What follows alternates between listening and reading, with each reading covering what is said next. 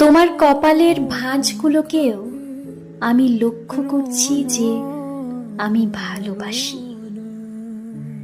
ভালোবাসি কারণ ওগুলো তোমার ভাঁজ।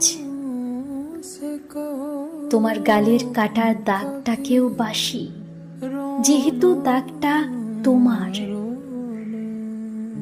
আমার দিকে ছুড়ে দেওয়া তোমার বিরক্ত দৃষ্টিটাকেও ভালোবাসছি, যেহেতু দৃষ্টিটা তোমারই।